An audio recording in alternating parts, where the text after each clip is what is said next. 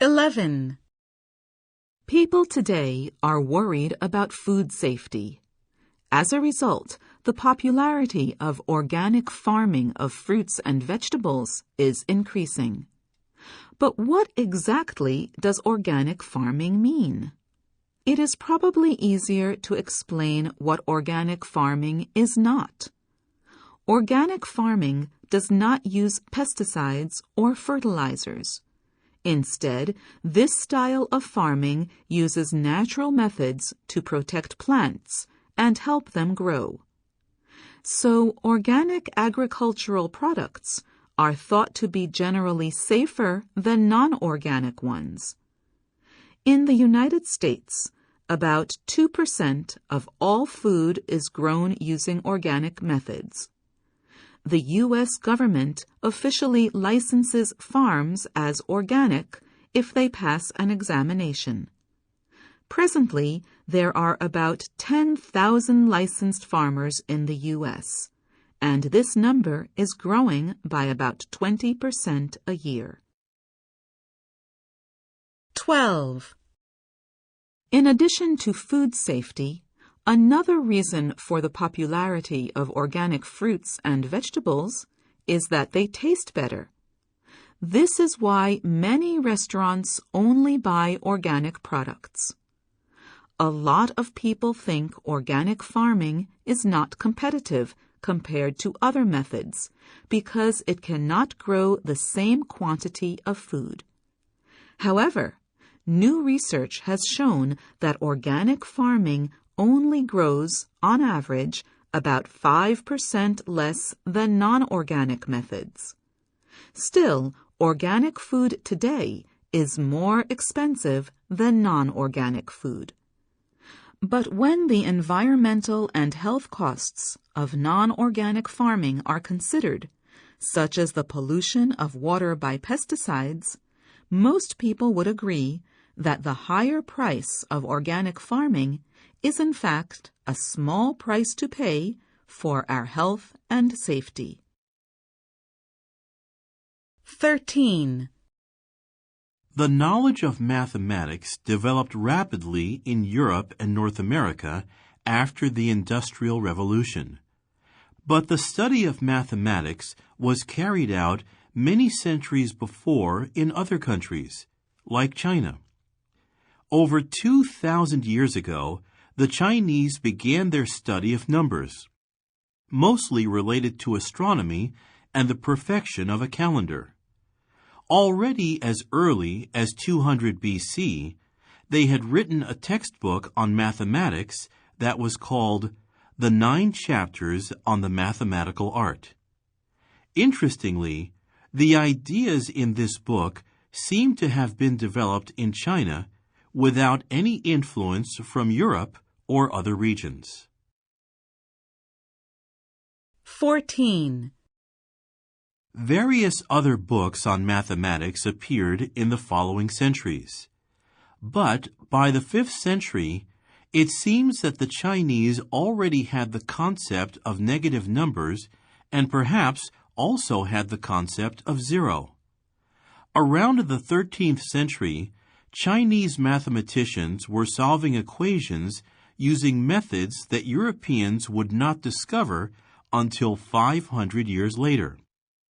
Unfortunately, near the end of the 14th century, the leaders of China began to be critical of math and science. Because of this change in attitude, people turned away from the study of math to study plants and medicine instead.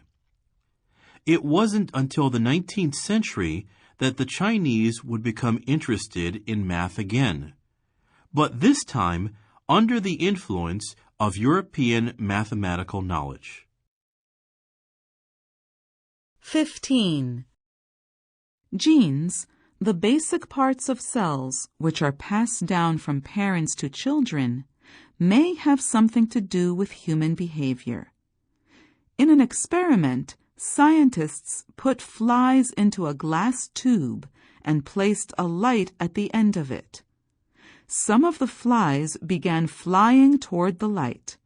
Some began walking, and some did not move at all. On the basis of the fly's actions, they were separated into different groups: flies that love light, flies that like light, and flies that like the dark. The researchers found that these three groups of flies had variations in a particular set of genes. This suggested to the researchers that the variations in these genes might explain the differences in the flies' behaviors. If genes influence behaviors in flies, why not in humans too? 16. Ben Hemmons is the father of 3 children, including 4-year-old Sophie. According to medical experts, it is normal for kids around this age to catch colds 4 to 5 times a year. In adults, the ratio is about 2 to 3 times a year, for reasons that are not completely clear. However, says Dr. Ranit Mishori of Georgetown University Hospital, many people believe that it is possible to become immune to the common cold so that one gets fewer and fewer colds as he ages. There are about 200 types of virus that cause the common cold. Yet people think that once you get infected one time, you develop immunity for the rest of your life. This is entirely wrong, she claims. There are simply too many different viruses, many of which change in slight ways as they pass from person to person. 17. English is a language with an enormous number of words. But how many English words are there? Most dictionaries used by college students have about 200,000 words, while most full-length dictionaries have about 300,000 to 600,000. Meanwhile, an organization called the Global Language Monitor positively claims that there are exactly 1,019,729 English words. But counting the number of words in English is not an easy task.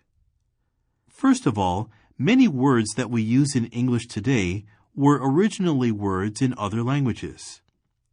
Should the words sushi or tsunami be considered English words now that they are frequently used? Then there is the question of words that were used centuries ago but are no longer used today. Should they be counted too? What about words that are only used in certain regions of a country? 18. And the list of questions goes on. Should we count the verb, the adjective, the noun, and other forms of a word as separate words?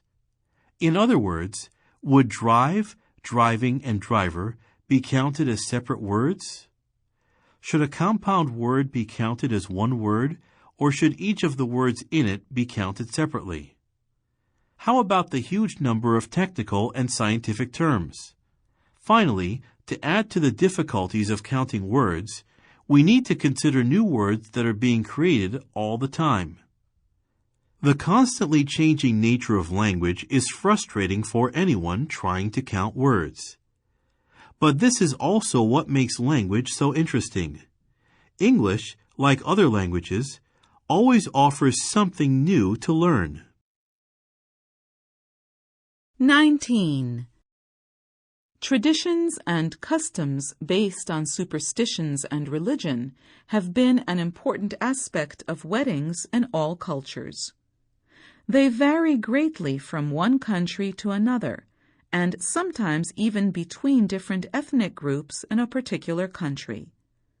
Though many traditions and customs have been forgotten through the years, many of today's wedding ceremonies have their beginnings in ancient beliefs and customs that originated in medieval times.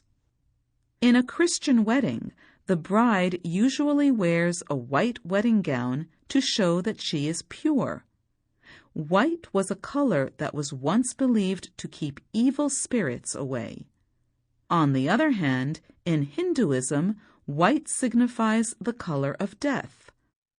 A Hindu bride usually wears a red dress with gold stitching.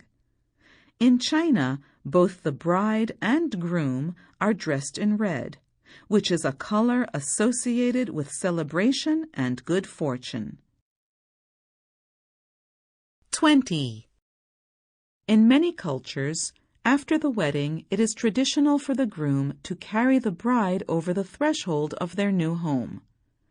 This custom originated from the belief that bad luck may fall on the bride if she enters a new home with her left foot first. The custom of throwing rice or flowers at the newly married couple to wish them fertility and prosperity originated in Asia and later became popular in America. At a traditional Japanese wedding, it is considered unlucky to use words like cut, separate, or leave. Though weddings in many parts of the world still continue to be rituals that reflect ethnic, cultural, and social backgrounds, contemporary weddings incorporate more meaningful customs better suited to today's values.